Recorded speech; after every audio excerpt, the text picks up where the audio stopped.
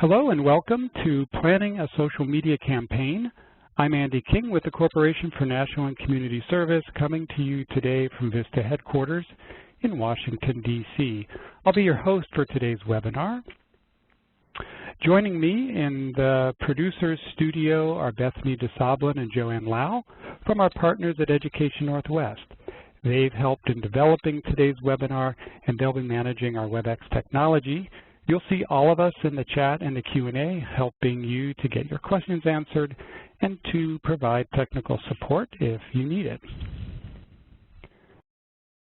It's my real pleasure to welcome today our main speaker, AmeriCorps Vista alum Lexie Quick. Lexie served at the New Hampshire Food Bank for her first term of Vista service, and then she stayed on a second year, becoming the program's Vista leader. During that time, Lexie was tasked with doing some social media work, including helping the social media presence for Vista leaders at the AmeriCorps 20th anniversary celebration. Lexie is now working as the volunteer and community engagement coordinator for Syracuse Northeast Community Center and the Northeast Holly Development Association.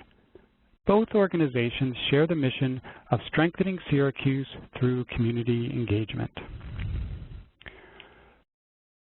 So a quick look at our goals for today's session. We asked you to reflect a little bit on what your personal goals are around social media, and hopefully you'll see a connection here. So by the end of this session, we hope that you'll be able to, first of all, define a set of realistic goals for your own social media campaign. Next, we hope you'll be able to decide which type of outreach is going to help you meet your goals.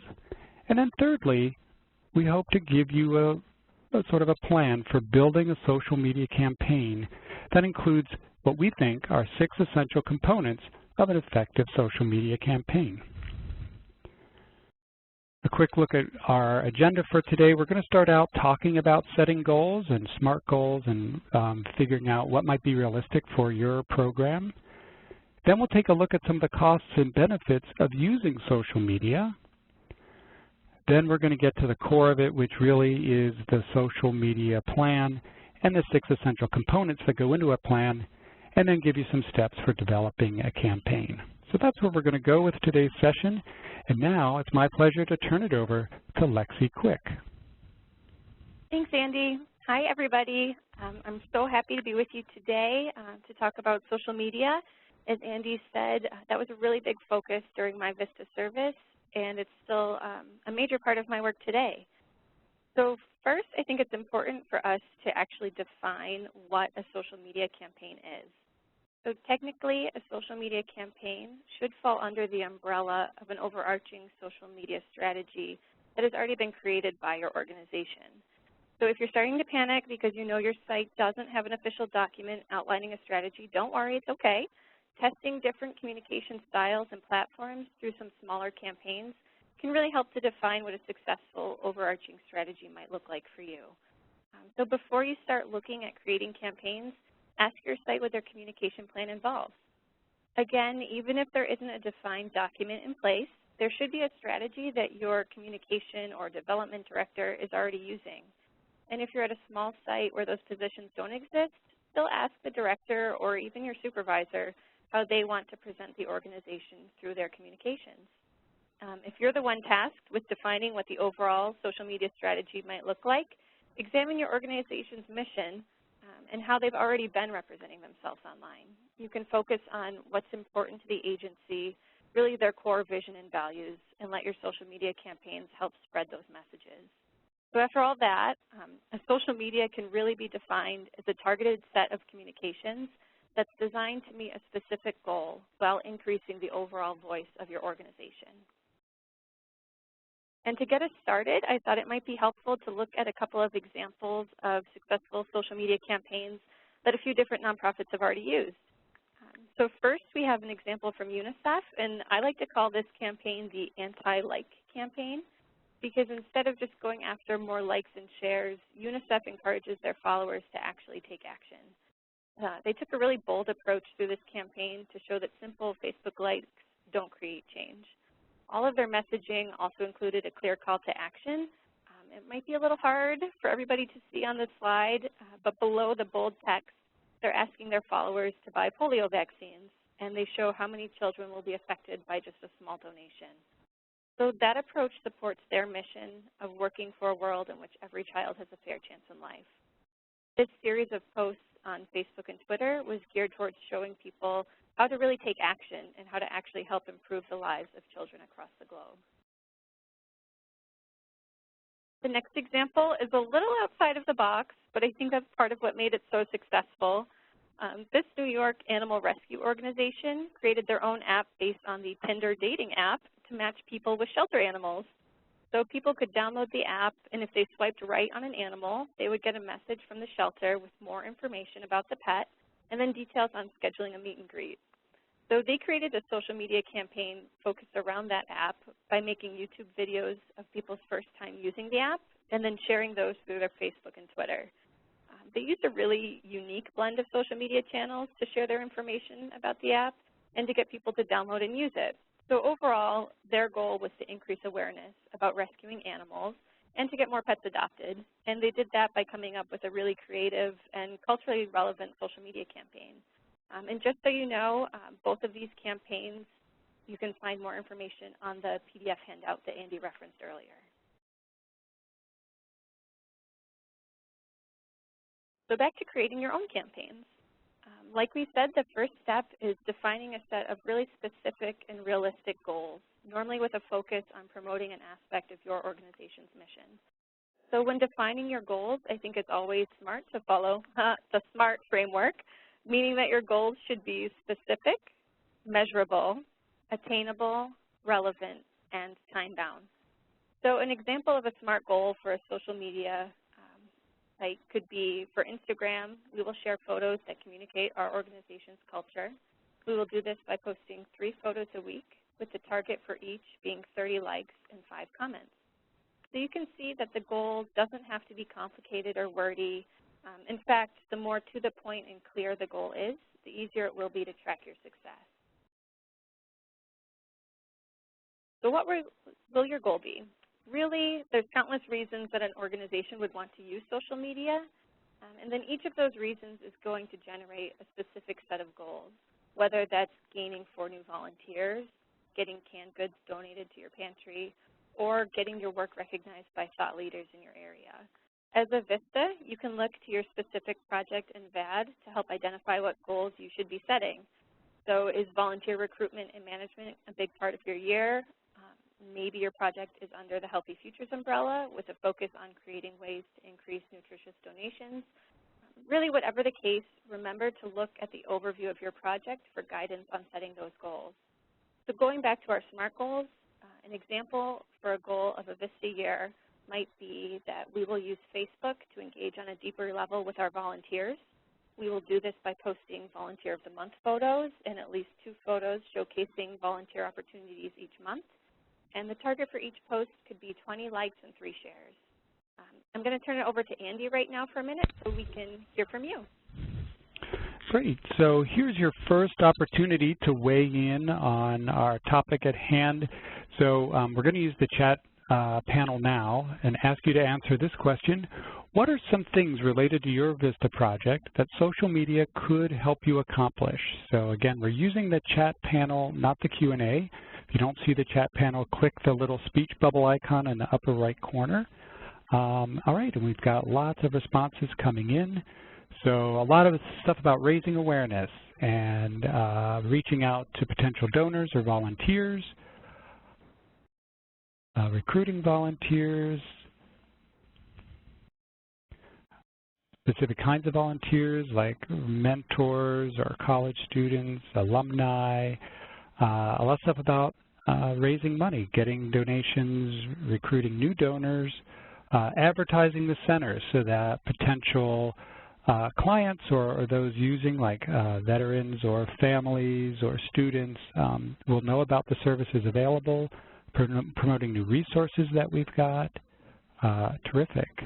So lots and lots of different versions, but a definite theme is appearing here. So whether it's raising funds recruiting volunteers, or raising awareness about services. Those seem to be the top three. Any observations from you, Lexie?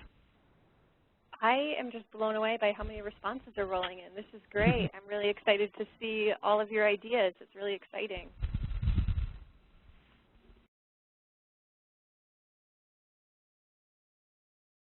I think they're starting to slow down a little bit, so thank you all for participating. And while setting those goals is really key, it's also important to make sure that they're very realistic. So if you plan to raise, $500,000 through a quick Facebook campaign, and you're pouring all of your time and energy into creating that content and interacting with other accounts, and then you don't come close to that number at the end, you'll really have spent a lot of time and resources just chasing an unrealistic goal. Personally, I always find it helpful to see what other organizations are doing and learning from their strategies. So you can look at organizations that are similar to your own. How many followers do they have? What are they doing that generates positive feedback? What posts are really increasing interaction? You can see what content is getting the most shares, and then you'll have more of an idea on how to formulate your own posts.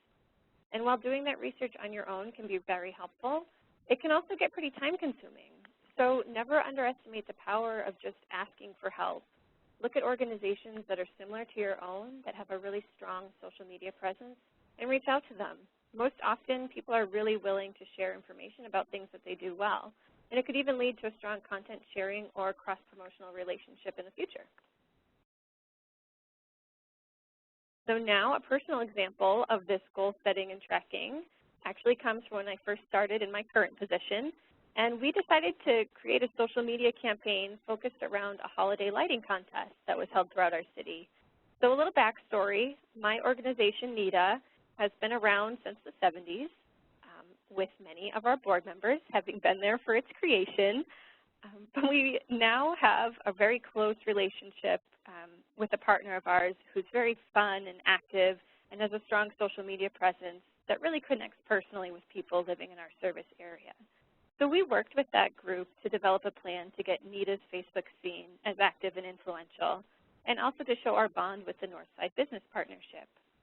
So the goals of this lighting contest were to really drive traffic to NEDA's Facebook page, to increase our total number of page likes, and to really showcase our connection to the local businesses in our service area. So in SMART goal language, our goal was to use a Facebook contest to show our connection to NBP and increase our overall page likes by 100. We would do that by sharing weekly photo reminders for people to vote on the contest, and the target for each photo would be 15 likes and 2 shares.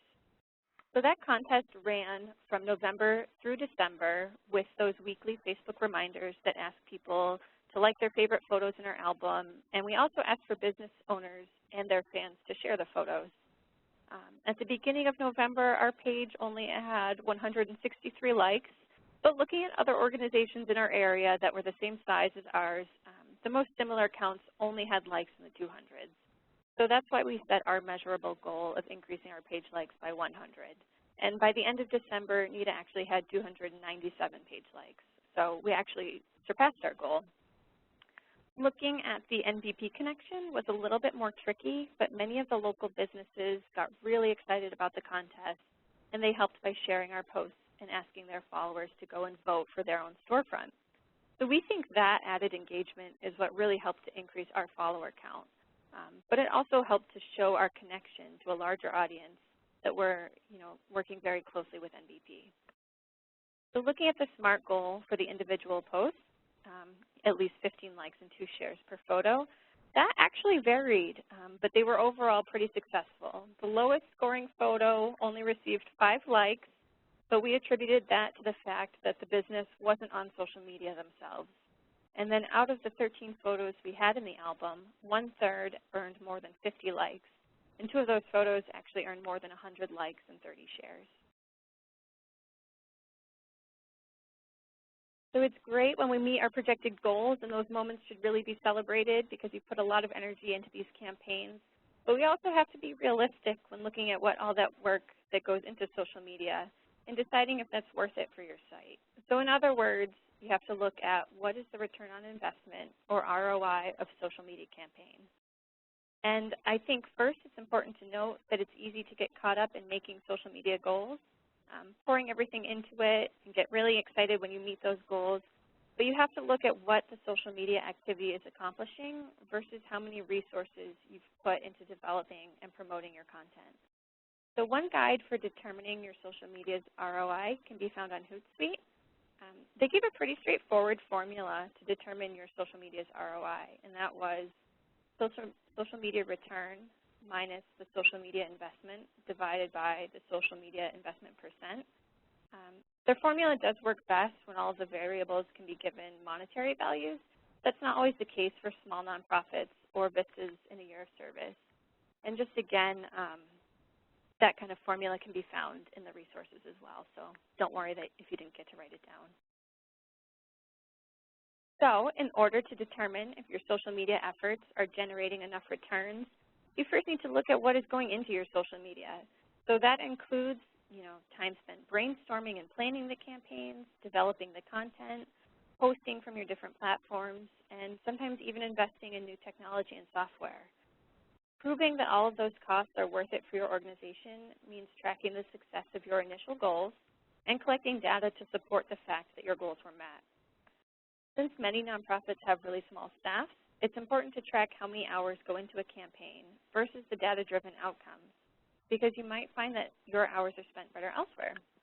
So for example, you could say that you developed a social media campaign to recruit volunteers for an after-school program. The planning, content development, and scheduling took a total of 6 hours, and by the end of the campaign, you recruited 3 new volunteers. But now say you also attended a volunteer fair for only 3 hours and came away with 10 new volunteers. In that case, you might find that the time spent on social media should actually be transferred into researching and attending more volunteer fairs. Now, reaching that conclusion does not mean that the campaign was unsuccessful. It just helps to determine what social media content is most effective and how your time can be best spent. So you can use campaigns to learn what goals you can achieve, as well as what your social media cannot achieve.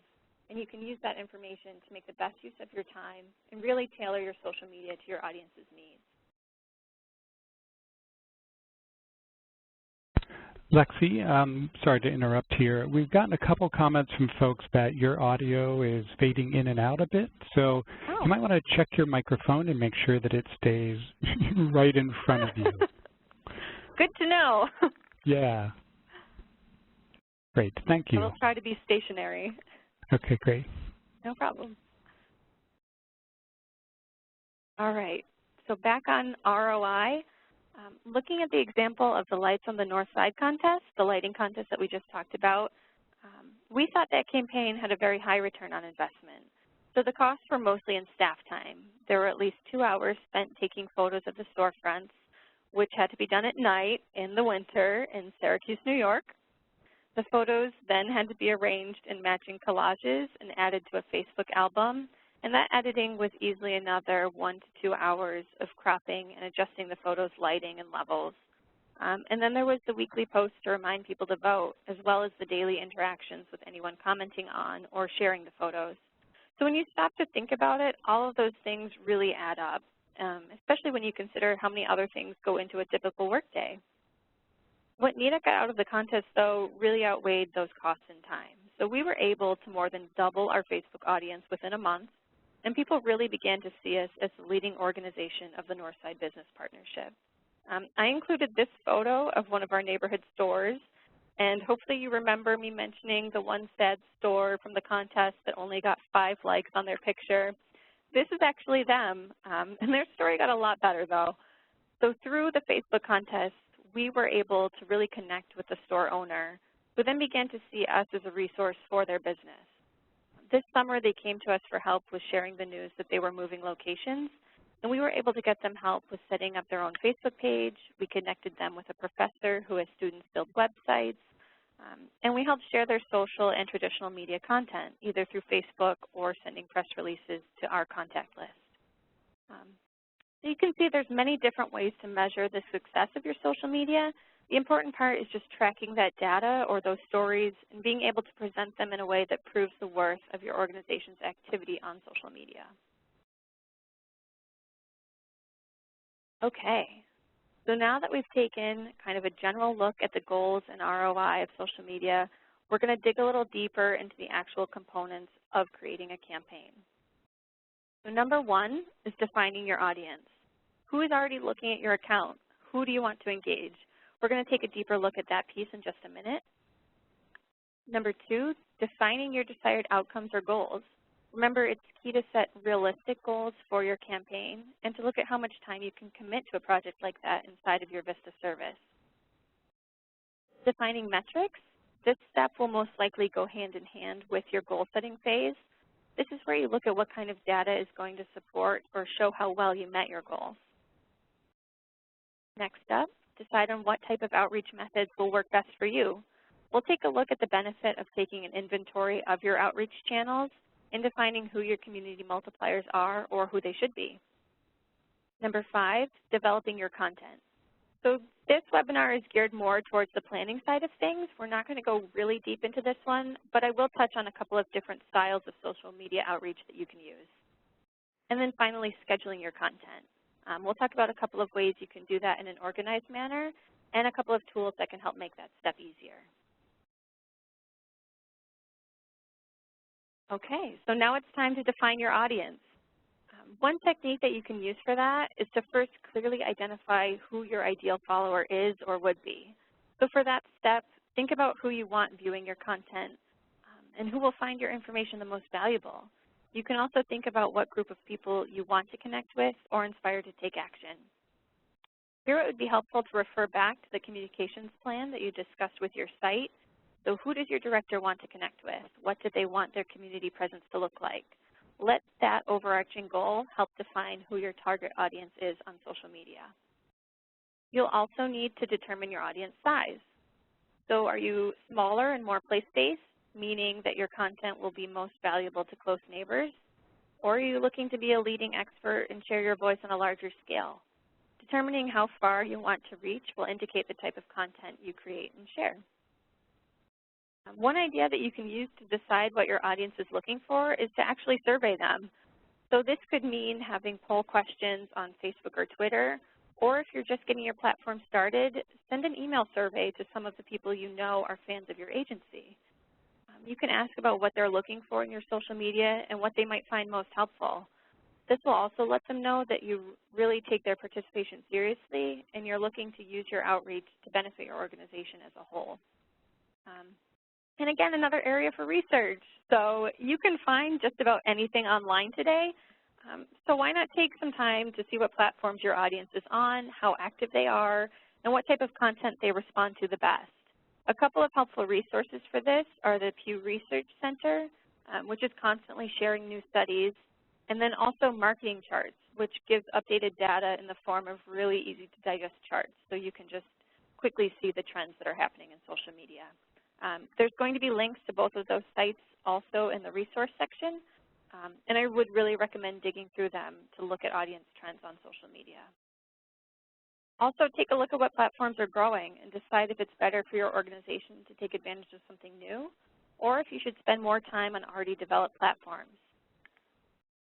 And then finally, make it easy for your audience to find you. Once you know who would be enjoying your content the most, make sure you're getting seen by them. That means actively liking posts from similar accounts, asking to write a guest blog for a neighboring organization, and including links to your social media on all of your traditional outreaches, like your email signature, your website, any email newsletters. It's great to have a defined audience, but if they can't find you, they'll never know about your great content. Okay, now that you have defined your audience, it's time to set some of those SMART goals that we were talking about earlier. So think about what success will look like within your audience to make sure your goals are attainable. So how big is your audience? How many people can you plan to engage? Make sure you take the data about your audience into consideration when you're setting all of these goals. So if you're looking to create involvement outside of your social media, like increasing volunteers or donations, have clear calls to action in your messages. So remember the UNICEF example? They clearly stated their need, polio vaccines, and then explained how audience participation could help meet that need. Make taking action easy by including links for any donations or including contact information of the volunteer coordinator right within your post. If you make people work too hard to get involved, they will lose interest and move to the next organization that makes it easier for them to take action. So let these goals help define what successful outcomes will look like, and then you can track that success. So for example, say your desired outcome is to recruit volunteers for a neighborhood cleanup. Then your SMART goal might be, we will use Facebook to recruit volunteers for a cleanup event. We will do this by posting one photo with a clear call to action each week, and the goal for each photo will be 15 likes, and by the end of the month, having recruited 10 new volunteers. With your goal language being so clear and concise, it'll be easy to show your end results compared to your initial goal, and then determine if the outcomes were worth all of the resources you put into the campaign. All right, once you have defined your goals and know what success will look like for you, decide what metrics you'll track in order to show the success of a campaign and the ROI of your outreach efforts. If you've set up your goals using the SMART method, then you'll know whether you're more focused on likes, shares, overall engagement.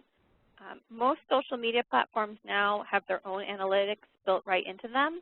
So if you have access to be posting as your site, you can view that platform's analytics to look at how many new followers you have, which posts are generating the most interactions. There's a bunch of great information there. Facebook also recently came out with a new blog specifically for nonprofits. You can check it out for tips on engaging your audience and tracking the effectiveness of your campaigns. There's also a link to that in the resource section of this presentation, and then also on the PDF that we keep referencing for you. And don't forget to track those stories that come as a result of social media. If you're asking people to take action through your platforms, you should also be tracking if there was an increase in volunteer hours, an increase in donations, or in another area when comparing time before and after your campaign. To make that easier, I would really recommend setting up your own tracking tool and comparing your data on a consistent timeline. So at my organization, we report monthly on our social media growth, and I added a specific section to my monthly report to show the consistency of posting, how platforms have grown, what has been the most successful. That information is really good to save for just your own peace of mind, but it will also be really helpful if there's another VISTA member coming in to take over your role once your service has ended. By monitoring those trends, you can then set new goals for growth based on what has been working, or even determine if a platform is taking up too much of your time with too little reward. Either way, using the metrics to track your content's effectiveness will give you hard data to use when planning your future campaigns.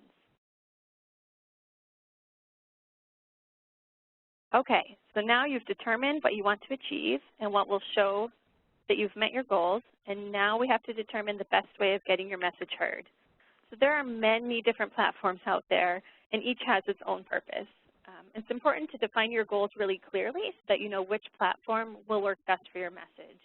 Remember to keep the overall ROI of your social media in mind when choosing platforms. For example, I know that Instagram has seen huge growth recently, but I also know that my organization doesn't have the staff capacity to make that platform successful. So that would require one of us really dedicating time to collecting photos, editing them for the platform, and scheduling daily content.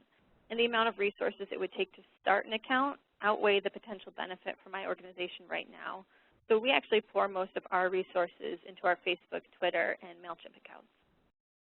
On this slide, I really like this graphic breakdown of accounts that was made by Jason Demers. And the link to his article is, again, included at the end, so don't worry. You can take a look later. But he says that first there's image-based platforms that tell your story visually. So here he shows Instagram, Pinterest, and Tumblr specifically. You can really utilize those platforms to share either behind-the-scenes photos of your organization, creating infographics to break down complex data, and just thinking of new ways to tell your story through images. There's also video networks. Video is actually coming back as a popular storytelling tool, thanks to platforms like Vine. YouTube videos can also be really helpful in condensing longer stories into visual recaps, and you can then share those links to videos through your other platforms. Next up, we have the kitchen sink platforms. Now, I love that Facebook and Twitter are put into this category because it's true. You really have access to everything but the kitchen sink here. So you can share images, link videos, and this is where you can really define your voice as an organization. So remember to refer back to that overarching communication plan or social media strategy when deciding what type of content you want to focus on here. And now all of these platforms have their benefits, and new social media can seem much more exciting than something like a press release, but really don't underestimate the importance of looping in traditional media, especially if you're looking to target a broader audience than usual. Getting your content onto a news station or in a local paper can be really helpful for increasing your visibility. And again, I'm about to turn it over to Andy so we can hear your voices again. All right, Lexie, thank you for sharing all this great information. And now we want to hear again from you, our participants. So we want to get your ideas about what types of outreach method your Vista project site is currently using. So what kind of outreach methods, whether it's traditional or social? Again, please use the chat feature. If you're on a computer, it'll be to the right of the slides. If you don't see the chat, look for the speech bubble icon. It's indicated in the picture there. If you're on a mobile, you have to go first to the participants screen. You'll see a little outline of a person with 3 lines next to it. Click that, and at the very bottom is the chat. So getting your responses in on the chat, the types of outreach methods. So we've got a fair number of folks talking about traditional things, newspapers and email. Others of you are using social media, a lot of Facebook and Twitter. Someone mentioned kitchen sink, which is nice. Direct to email, so MailChimp and other types of blast email systems. Oh, somebody's using newspaper and radio. Taylor said that along with Facebook, Twitter. So great, there's kind of a blended approach there. Yeah, a lot of Facebook here. Yeah, video. Some folks are using video as well that you just mentioned there, Lexie. Posters, so print media, print posters, newsletters as well. So a real variety of things here. And a number of folks have mentioned their website as their outreach. So so that's, for some folks, could be their primary means of outreach. And I love that somebody mentioned the oldest and probably still most effective, word of mouth. So Lexie, any observations or thoughts? I actually saw word of mouth too, and I love that. I'm also really excited to see all of the Facebooks popping up. I think Facebook started to get kind of, a negative reputation lately because it's been around for so long, but let's be honest, it's been around for so long because it's effective.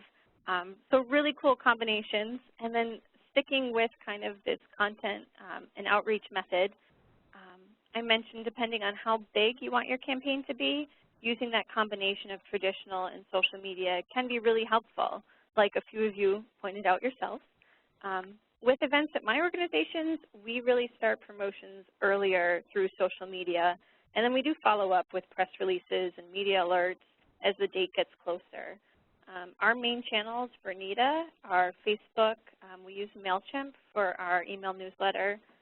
We do have a consistent guest blog, and then we also use the traditional media outreach. Another area that we rely heavily on is our community multipliers. So these are people or organizations that we either have a working relationship with or who share a mission similar to our own. So when you have a message to share, these are the people that can also pass it through their networks to generate interest among their own followers. And the beauty of using community multipliers is that they might be able to share your content on platforms that you don't even have. So it's getting your message in front of a new audience without having to create and maintain those platforms yourself. So when you're deciding on which multipliers to reach out to, looking what platforms they're on can be really helpful. So say you know that you have great content that would really appeal to a LinkedIn audience, but your site doesn't have time to build or maintain an account. Finding a community multiplier that's active on LinkedIn and that's willing to share your message means that you can still connect with that audience without having to commit more of your own hours to maintaining a whole LinkedIn account. Another personal example is when we send out content from NEDA, some organizations will share that through their Twitter, or will even just plug it right into their own newsletters. So our message gets out in front of new users without us spending any additional staff time on outreach. Another piece of identifying your multipliers is seeing who should be helping to spread your message. So don't be afraid to send information to new contacts and to let them know why your work is important. This helps to amplify your message in the moment, but it will also open up partnership opportunities in the future. So actually the image I included on this page comes from the website of one of NEDA's really strong community multipliers. They have a blog that has a really loyal audience. So when our organization has something that's exciting happening, we get to post a guest blog on their platform. And to make that relationship reciprocal, we share links to a lot of their different blog stories through our Facebook and our online newsletter. That relationship lets us connect both of our audience and expand our reach without having to maintain another full platform.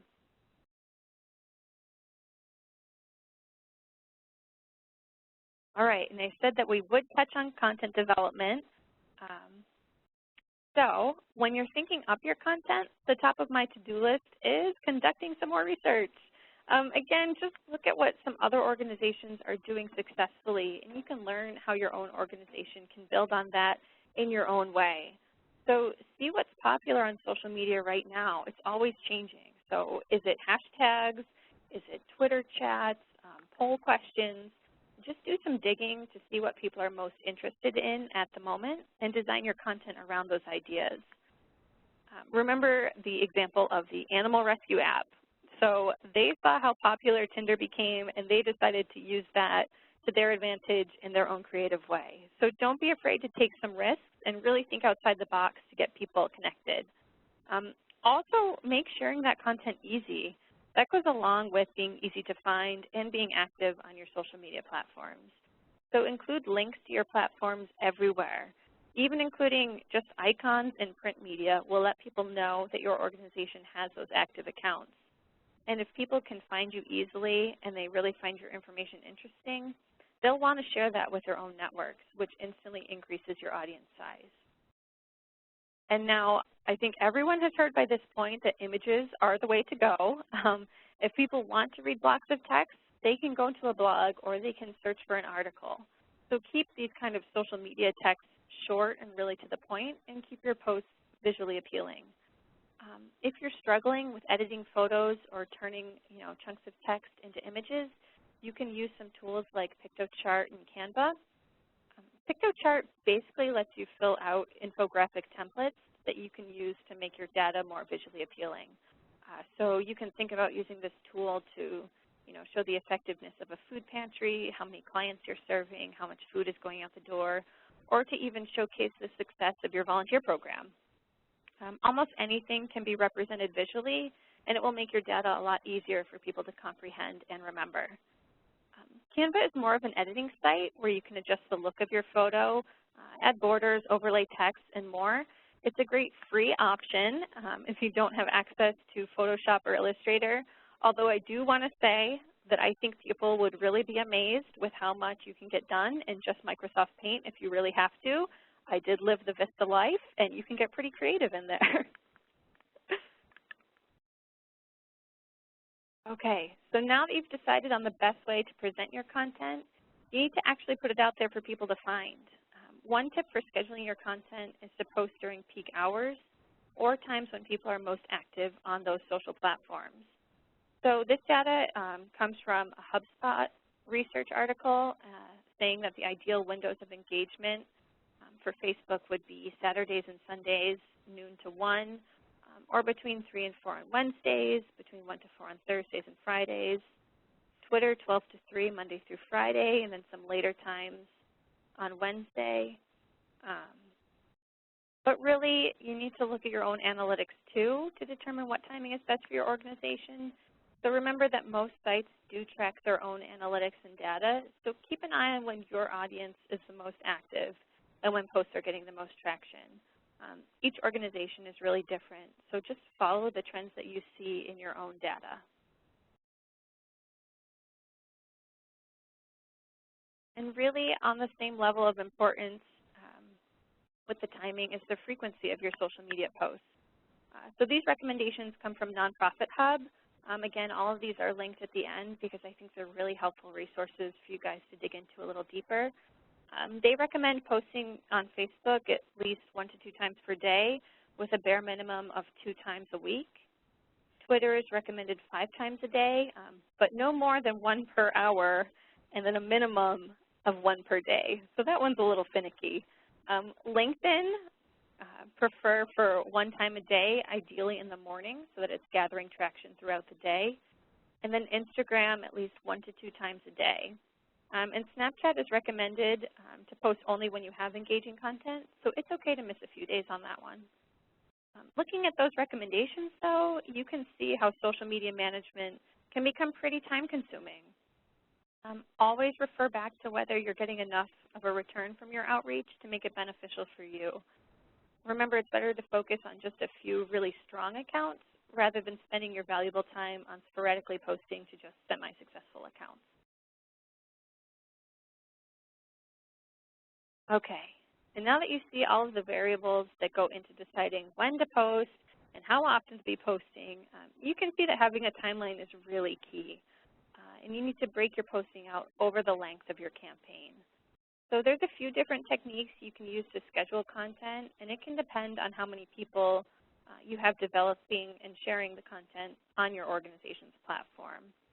So originally, I was sharing the Facebook management role at NIDA with another staff member. So we had 2 schedules, one just to show which day we were each posting with some ideas, and then another to show the actual content we wanted to share each day. So it can also be helpful to outline potential ideas on your schedule in case you need to come up with some filler content quickly. I actually keep a list of all the random holidays that happen each month, just in case I have the chance to take a quick picture and I can share it on those days. In the picture on this slide, you can see a really detailed daily schedule for social media. You can see that the content is organized based on first the platform and timing, and the content is then reused throughout different platforms during the day. So being able to lay out your content in that manner will really help you see where some posts can be shared and where any gaps are in your posting. Personally, I really like to lay my schedule out in a monthly view just so I can see what's coming up ahead of time, and I keep a printed copy right on my desk, and that allows for some quick scratches and edits. And I'm also one of those people that just really gets satisfaction out of crossing something off a list. And if you're planning your content around a specific event, start working backwards from the day of the event to see when you really need to start posting.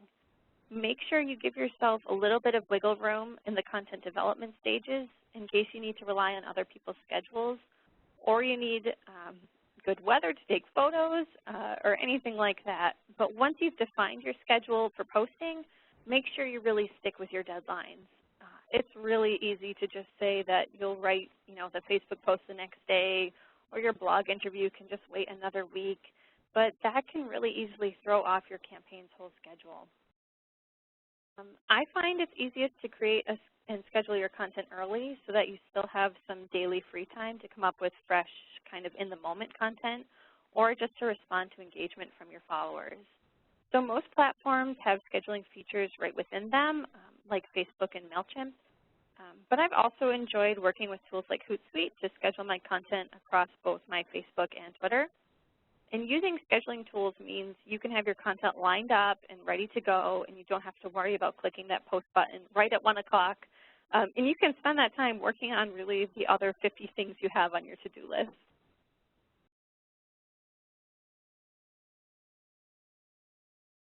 Okay, so now that we've kind of walked through each step, I'm going to give you another example from my time at NIDA, and it was for the 2016 Holly Greenhouse Tour. This event was actually revitalized by the organization in 2015, but it didn't have as much success as everyone had hoped. So then I came on board and kind of stepped into that, oh, you're a young person who understands technology, and then it became my job to market this year's event.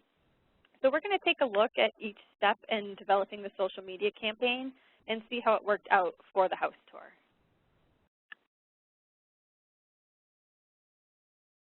So number 1, defining the audience. the Holly Greenhouse tour consisted of guests walking through our historic neighborhood, and they actually got the chance to tour 8 unique homes along the way. So in the previous year, it was kind of assumed that people within the community would be the most interested in learning the history of the homes surrounding them, but that wasn't actually the case. So for the 2016 tour, we really widened our outreach and expanded into neighboring communities. We still included the residents of Holly Green in our marketing, but we geared the messaging to a larger audience. And I think you can probably also guess that this event wasn't really geared towards a super young crowd. Of course, our younger followers were encouraged to attend and participate, but we decided that our best bet would be to really focus our content towards the 40-plus audience. And when we set the goals for this campaign, we tried very hard to be realistic.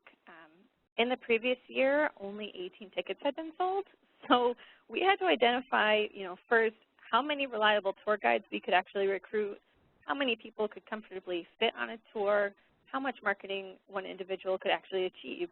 And we decided to market 4 different tour times with a max capacity of 15 tour goers. So our overarching SMART goal for the tour was that we would sell 60 tickets to the Holly Greenhouse tour. We would accomplish that by posting weekly Facebook reminders with a goal of 10 likes and 2 shares each, and by engaging with at least 3 community multipliers who would share the content. So for metrics, the main way we would determine the success would be through those ticket sales, but we were also tracking the open and click rate of our online newsletter and monitoring how much attention each Facebook post received. So that kind of dictated, the time of our Facebook posts and our email sending. And as we said in the SMART goal, we also did keep track of how many community multipliers shared the story through their own unique channels. And since our target audience was outside of our traditional reach, we had to use a lot of different kinds of outreach. So we had those consistent Facebook posts. We had a guest blog published on our partner's website. We included the information in our weekly email newsletter and created 2 standalone campaigns through MailChimp. For traditional media, we sent out press releases and media alerts. We were even featured on 2 different local news stations. And we also had some volunteers go out and do flyering through the neighborhoods. And I think I saw a few of you mention flyers earlier, so never underestimate the flyer. One of the most helpful pieces, though, was really those community multipliers. So as we said in the initial goal, we wanted at least 3 multipliers to share our message. Some groups, we had a working relationship from previously, like our partner that gave us space on their blog, but others were just cold asks. And actually many of them immediately included the event either in their newsletters or shared it through their social media. Some of those new multipliers were local historical associations, garden clubs, an art gallery, really other groups that had just a slight connection to either the neighborhood's history or beautifying it. We reached out and it ended up being really helpful. For the content, our design and message was really consistent. So like I said, honoring our historical roots while showcasing how far the neighborhood had come. Our design wasn't really super trendy, but we relied on strong images and some bold colors to catch people's eyes. Again, collecting and creating that content takes a lot of time. So there were a couple of days where going out to take pictures in May in upstate New York didn't really pan out. I also kind of used this campaign as an opportunity to play with some new technology, and I started making a few gifts to include in the email campaigns. So really feel free to play with your content creation, but budget enough time if you need to learn new technology or if you have to rely on the weather. And finally, with scheduling, I started the posting for this event at the beginning of April with the event happening on June 18th. Mainly because some of my content was really reliant on other people. So we also had students working on designing our maps and guidebooks. And that timeline might seem a little excessive for sharing content, but it let me weave in house tour plugs with our typical news and then make our content more house tour focused as the date approached. So personally, I really like to include every step in development on my schedule. So that could be collecting photos, writing the blog, having time for somebody to edit the post, having the post published, and then scheduling when to share that through our newsletter and Facebook for all pieces that I outlined in my plan. And remember, even creating the calendar for a social media campaign takes a lot of time. So track the effectiveness of your campaigns to see what is worth your time and what could actually be shifted into something that might be more productive for you. Overall, we did deem the house tour a success. We actually tripled our sales from the previous year and did sell out the tours. When we asked tour goers how they heard about us, one of the primary ways was through those news stations that picked up our event, which honestly, that is what solidified my respect for traditional media. But they also said that once they saw us on the news, they were able to easily find ticket information through our website and through our social media. So I think that really just shows how when you take the time to plan out your campaign, all of those pieces can really work together.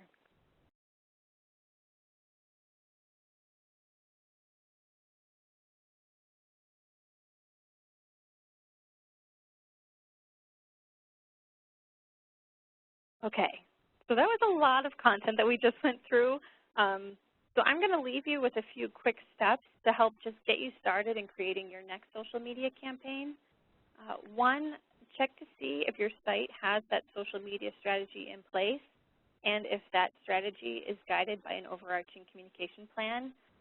Remember, if those pieces are not explicitly defined, you can take this as an opportunity to work with your supervisor or director to really define how you want your organization represented through social media. So focus on sharing and supporting the organization's mission with a consistent voice and focusing on what will appeal the most to your defined target audience. 2, decide what goals from your VAD can be supported through social media.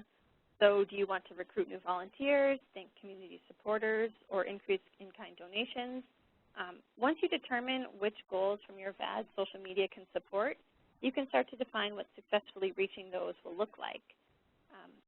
Building your social media campaign by starting with a vision for success will help you determine what each step will need to entail in order to actually reach those goals.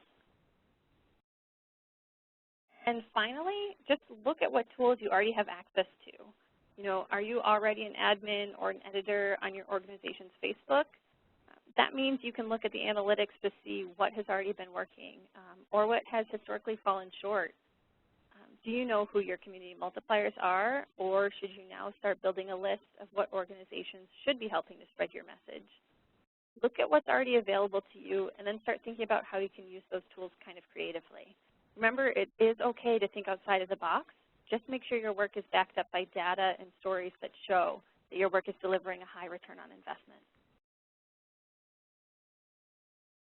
All right, so all of these resources that we keep referencing, here are a bunch of them. They're also listed on the downloadable PDF with the PowerPoint slides that we linked you to earlier. So don't worry about missing them right now. You will always have access to them. I mentioned Hootsuite a lot in this presentation. If you're not familiar with it, it's basically a central dashboard that can connect Twitter, Facebook, Instagram, LinkedIn, YouTube, WordPress, Google+, all of those. And it's a place where you can schedule all of your content and then track your engagement across the multiple platforms. They also have a really helpful blog that takes more of a for-profit angle, which can actually be really helpful when looking at the ROI of your social media. I referenced the Pew Research Center before. They are a nonpartisan research center about social media. They have a really nice report on social media that they come out with that is worth digging into. And like I said before, a lot of information about audience across platforms. Marketing charts is kind of new for me, but it's a great source for marketing trends and data and charts related to social media. So they really break down all of their content and show it in bar graphs or line charts, and it's just really easy to digest. Some of their content does require payment, but I've actually found they offer a lot of free downloads, and I have never had to pay for anything. I referenced the Facebook nonprofit blog. They really have a little bit of everything there, from growing your audience to using their new fundraising tools. It's really worth looking into for any tips on building a new Facebook page or even just revitalizing an existing one. Social Media Examiner, this is a resource to help you navigate the constantly changing social media jungle. So this is another source for just articles really about everything social media related, with, again, more of that for-profit angle. Nonprofit Tech for Good is a social and mobile media resource that is specifically geared towards nonprofit professionals. And they actually also sometimes offer free webinars on social media, so I would recommend joining their mailing list too. Nonprofit Hub, this is an online educational community that's dedicated to giving nonprofits everything they need to better their organizations and communities. So they have a really great report on social media that you should check out about optimizing your nonprofit social media strategy. That link is also specifically listed in the handout. HubSpot, I would recommend following their marketing blog. They are more for-profit focused, but they have a lot of really great tips about maximizing your content and growing your audience. And finally is that social media outreach methods graphic that we talked about before. This is a really nice article that digs a little deeper into each of those content categories. I know I didn't really touch on all of them, but he does a great job of just defining what each one can really be used for. So I hope these resources are really helpful to you. I wish you all the best luck on developing your social media campaigns. And I know I can't wait to see what you guys come up with. So thank you so much for letting me be with you today. All right. Thank you so much, Lexie. You've given us a lot of great information, a lot of very specific resources. And in the process, you've generated a few questions, people eager for more. So we're going to get to those questions in just a moment. But first, we'd love to hear what our participants think about our webinars. So we've just opened a poll on the right side of your screen. If you've joined us on a mobile device, unfortunately that poll isn't available in the mobile platform. So you can send us comments in the chat if you have any. And also, if you still have a question, you can put those in. And we have two ways to ask questions. First, through the Q&A. You'll notice that the Q&A panel has collapsed. It's closed now that the poll is open. Just click the little triangle next to Q&A, and that will reopen, so you can submit further questions for Lexie through the Q&A. And now I'm going to invite our operator, Elan, to come back and give us instructions for asking a question by phone. Elan? Thank you. At this time, if you would like to ask a question, please press *1. Please unmute your phone and record your name clearly when prompted. Once again, if you would like to ask a question, please press *1. One moment, please. All right. And while we're waiting for questions to come in by phone, we've got a number that have already come in the Q&A. So, Lexie, the first couple of questions are related, and it's way back when you were talking about Facebook, and you mentioned some of the example campaigns of people trying to get likes or shares. So one question from Patrick said, is it true that Facebook will demote posts that include a request to share or like this post? So do you know anything about Facebook's algorithms at this point? That's a really good question. I have not heard anything about them specifically targeting language that says please share or please like.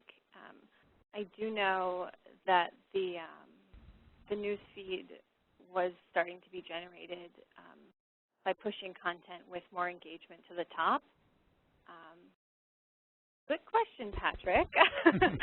Yeah, and of course with Facebook, the algorithms are changing all the time, so it's hard to keep up. And even right. Reading some of the blogs and the analysis, what was true back in March may not be true today. So exactly. It's. I was going to say, I think that nonprofit blog for Facebook is kind of to answer those questions on the constantly changing platforms and algorithms. So I would keep an eye on that to see if anything comes up. Great suggestion. And then a related question is around using Hootsuite or some other social media scheduler, and whether posts that come out of Hootsuite, say onto Facebook, whether they get the same positioning, the same visibility in the algorithms and the feeds as one posted directly on Facebook. So do you know anything about that? As far as my experience goes, I have not seen anything different with my posts coming from Hootsuite or directly from Facebook. I will say that I do prefer to post directly on Twitter, which might seem a little silly because it requires more posts. But I just feel better about it, and I think Hootsuite can sometimes, get the links a little funky, or even the images aren't always reliable. So I think, personal experience, I love Hootsuite for Facebook. Great, terrific.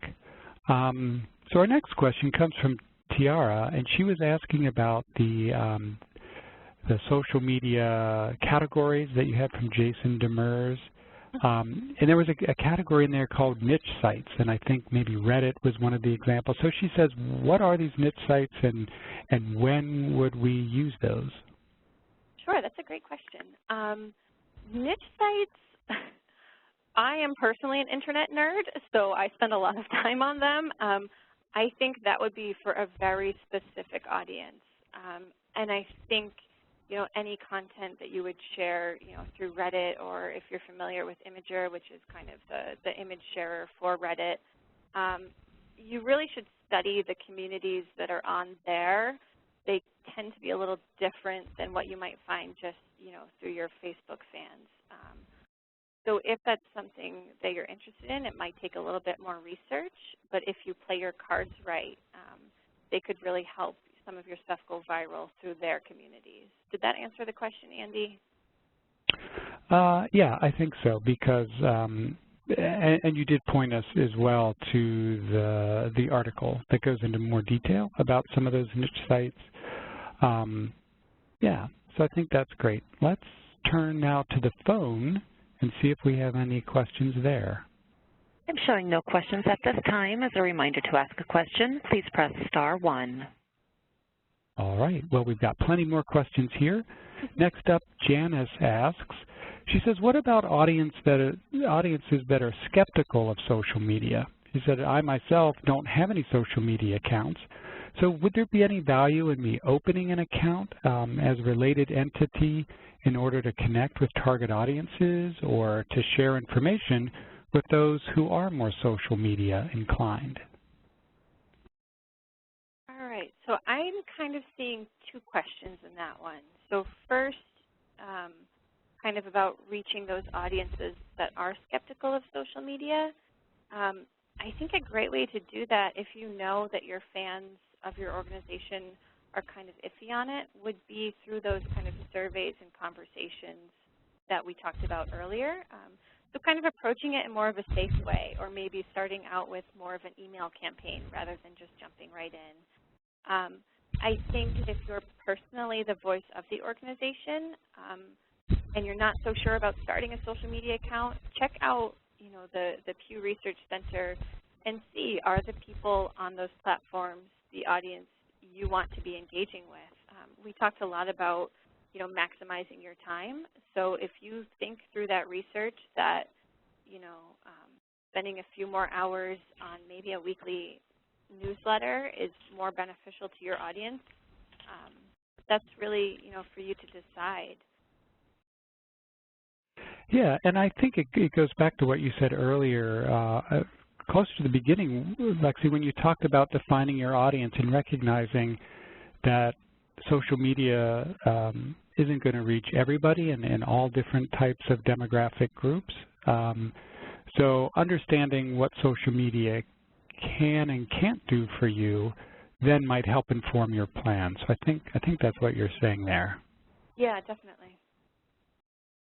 And then to Janice's second question about, would there be value in starting a social media account so that I could connect with audiences who are using social media? What do you think? Valuable?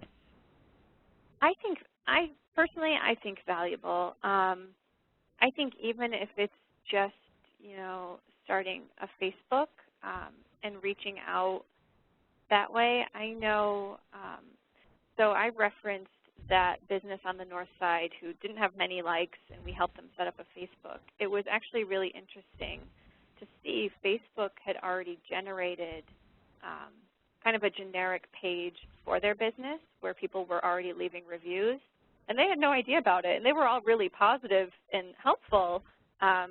So you can go in and kind of take ownership of those sites. I think it's something with contacting an admin, and then they'll text you a code.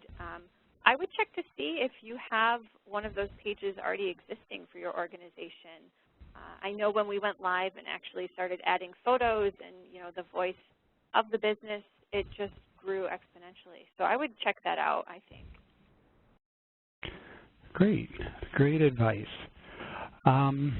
Let's see. So earlier we heard from some folks about, you know, we asked them what they were doing, and a lot of people talked about direct marketing email or outreach emails, and some folks mentioned MailChimp. And so someone had a question saying, is MailChimp free to use? Some were using Constant Contact and mentioned that there was a fee based on the number of email recipients or subscribers. So Lexie, do you know about MailChimp and the cost associated with that? Sure. MailChimp is free up until a certain number of people on your list. I think it is 2,000 is the magic number. But it has been free for me so far. We have about 1,000 people on our list, still adding. And I've found their analytics really helpful with just click rates. Are people viewing it on mobile, desktop, laptop? I really like MailChimp, and if it's been free so far, if you have a huge audience, maybe I would be a little leery. But I've had no problem with the free version. Okay, great. And I'll just say again as a little caveat or disclaimer, the sites and tools that we're mentioning here doesn't constitute a recommendation or any sort of endorsement from the Corporation for National Community Service or the VISTA program. We're just mentioning them as tools that some people are using and as examples to highlight the kinds of things that Lexie is describing. All right, the legal language out of the way. Patrick says, how can one maintain constant growing likes on Facebook and other platforms? We have a video series that suddenly dropped likes from one week to the next. So I would check first the times of the posting. Were they consistently at the same time, or was this week maybe at a different time? Something else to be mindful of is what other organizations are doing at the same time. I know we try to schedule a lot of our either events or if we have something important going out to make sure it's kind of on its own day. So recently there was a big neighborhood meeting about highway reconstruction. So I have been saving our post about our neighborhood meeting for the day of the meeting rather than letting it get lost amongst all of those other posts. And also, don't take it personally if likes do drop. Sometimes it just happens. You know, the best thing to keep doing is consistently posting. I know to keep our total Facebook like pages up, I take time almost every day to just go in and like posts from other pages who aren't following us, just to be like, hey, we're out here and we're really friendly. You should follow our content as well. So don't get discouraged if that does happen. Just, you know, keep consistently posting. All right, great. So let's check back with Yvonne to see if we have any questions on the phone. I'm showing no questions, sir. Okay, great. Well, we've got plenty here. So Tyler has a question about the return on investment, the ROI formula. And he says, on the ROI formulas, what does social media investment percentage mean?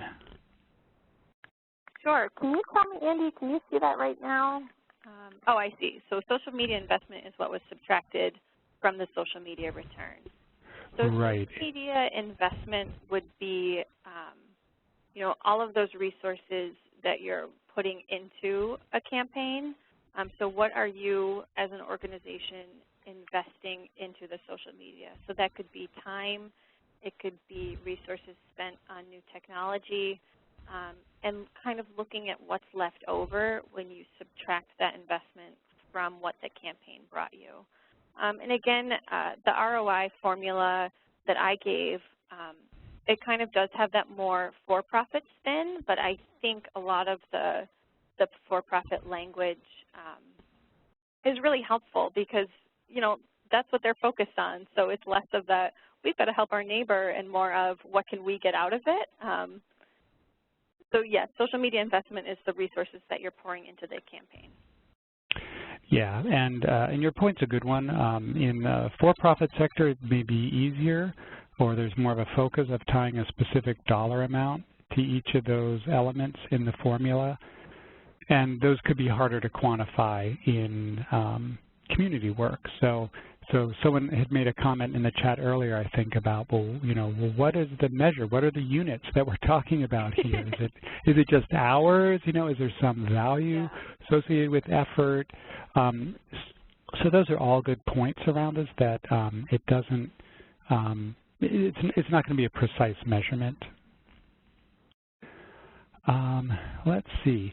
So this is a question that, it's kind of a broad question that comes from Sarah, so I don't know how much you'll be able to talk about this, but she was interested to know what suggestions you might have for rebranding a community council and doing that on social media. So there's no background about what the community council is doing or the history or any of that, but it sounds like it's time for a change or a refresh there, and so I don't know if you have any suggestions for rebranding. Sure. So actually, I can tie this a little bit to my own organization. I kind of mentioned NIDA was very, I'll be honest, they were very out of the times. So one thing that we did was students helped us completely refresh our website look. That weekly newsletter I took over, completely redesigned that. And then we updated, you know, our profile picture on Facebook with our new logo. And then we shared actual screenshots of the new website through the newsletter, also on the Facebook page, just to drive traffic to that new look, to get people to see this is our new face, this is what we're sticking with, and just maintaining the voice that we use in the website through our newsletter and Facebook page. So is that kind of helpful? Yeah, I think that's a nice example of how, you know, you can use social media in that rebranding. And again, without the specifics, it's going to be hard for us to give a lot of detail there. All right, so Nicole has a question related to the type of organization where she's serving. She says, how do I use social media for nonprofits that don't offer direct services, but instead provide funding for other nonprofits that do provide the direct service? So it sounds like she may be at a community foundation or some other funding or resource support organization. Yeah, that sounds really neat. You know, I might ask to do kind of a take, and you can see if maybe there's a spot on your own website, or if there's a community partner where you could share maybe a little bit more long form of those success stories, and then share links through your Facebook page with kind of a recap. So our blog posts, we will pull out, you know, one sentence that kind of wraps up the whole thing and use that as our Facebook hook and share that with our blog story. I would really connect with all of those partners and, you know, just share what they're doing that's great, and then put just a little bit in there that, hey, you know, we're actually the ones helping make this happen, and I'm sure they would also be willing to share your content on their platforms as well. All right, great. Next up, Marlee has a question right down to brass tacks. She says, how many people should be on a social media team in order to make it effective? So, for example, how many platforms can one person work with effectively? That is a great question. I would love it if I had a whole team to work with. So My position is kind of unique in that I am shared between a community center and NEDA. So on the community center side, I am the one doing all of the Facebook and Twitter posts. On the NEDA side, I consider myself very lucky to work with one of our community partners, but really there's just the two of us and that. And I think, you know, looking at what you can manage comes down to how much is on your plate. So, you know, I love Instagram. I think it's a great platform. I wish that I had the time to make it successful for us, but I know that I don't. However, we do have a partner that does have a pretty good following, so if I get a great shot, you know, I can share it with them to still kind of feel like, hey, we are getting on Instagram, and I get that little fix myself. But I think it's really, you know, just looking at how much of your time percentage you can spend on social media and how much you're accomplishing. So I think that kind of varies. Does that answer the question, Andy? Yeah, I think so. And you had talked earlier about, you know, starting with one, say with one platform and seeing how much time it takes, see what the results are like before committing to additional platforms. So, yeah, I think that's a great, great suggestion. So we've got a couple of bigger questions coming up, so I want to make sure we have some time to look at those. So Erin has a question about how do you use certain social media platforms, say Instagram or Pinterest, to raise awareness of things that are not fun, for example, homelessness or financial literacy issues? That's a really great question, and I'm glad that it was brought up, because a lot of the things that, you know, I'll include myself, that we're all dealing with in this nonprofit world are not glamorous, and a lot of times people, you know, don't want to look at it all the time. So I think it's being able to balance your content between those, you know, partially real looks into what people are dealing with, along with the success stories. Storytelling is huge in marketing right now, so finding those kind of upper pieces to help balance your content and keep your audience engaged will be really helpful. Your really dedicated followers will want to see that, you know, all of the gritty, real posts. It doesn't hurt to keep some lighter, fluffier pieces mixed in as well to just kind of keep people coming back to see, you know, what you're sharing. All right, great. And the next question comes from Julie. She says, my organization has been around for over 100 years, and it currently does not use any social media. I feel like we're really missing out on engagement opportunities.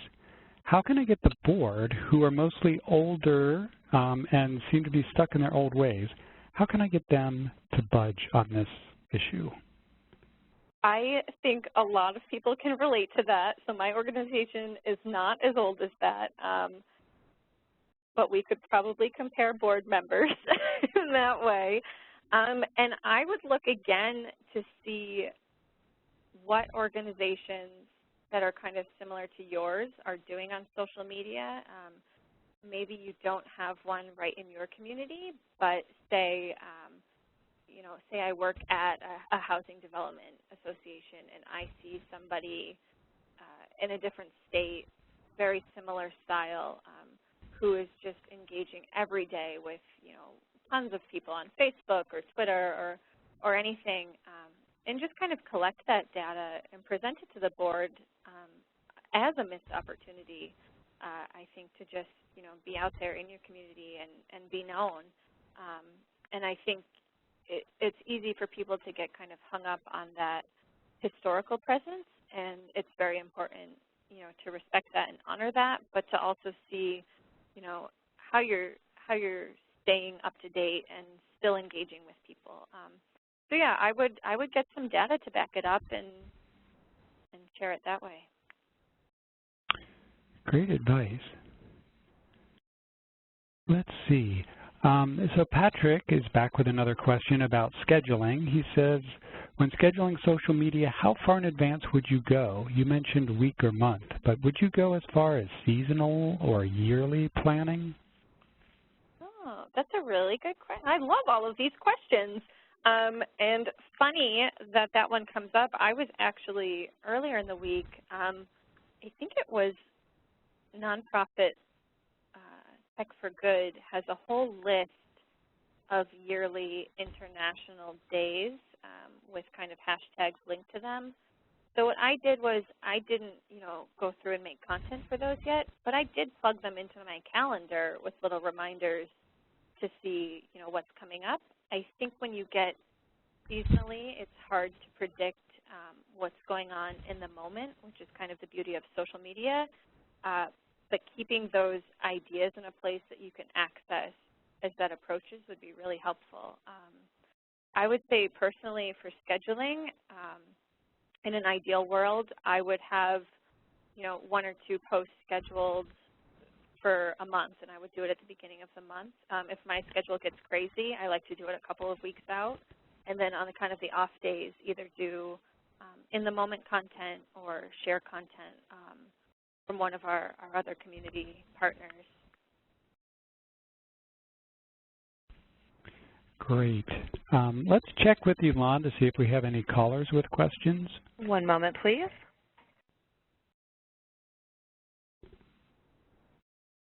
And sir, I do have a question from Tiara Campbell.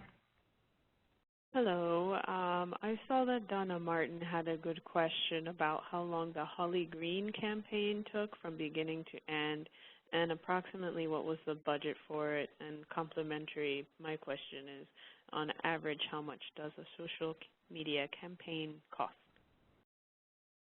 That's a great question. I would say I'll tackle the cost piece first. I did not have a budget for it, so it was just all staff time and really working, with the programs that we had on hand.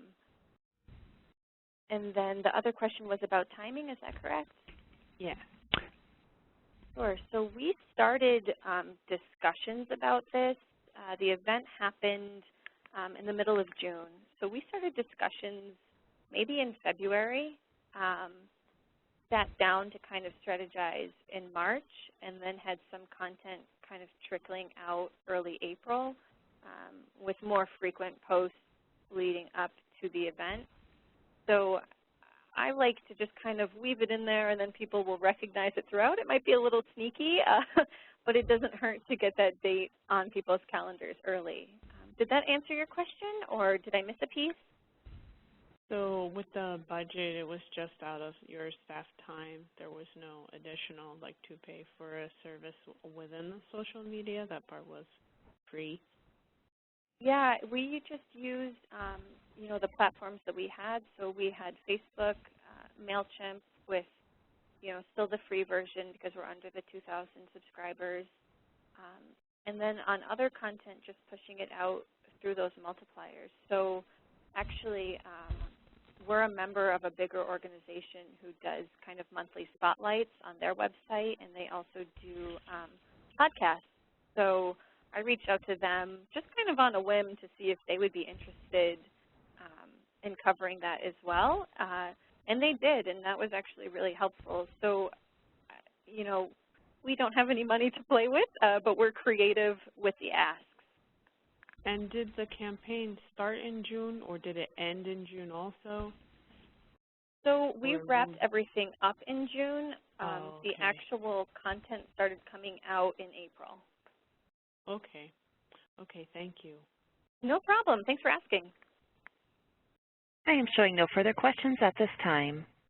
All right. Well, we've got time for just one or maybe two more. So Samantha has another one of those kind of big questions. She says, do you have any suggestions or tactics for creating a sustainability plan for the long term in social media?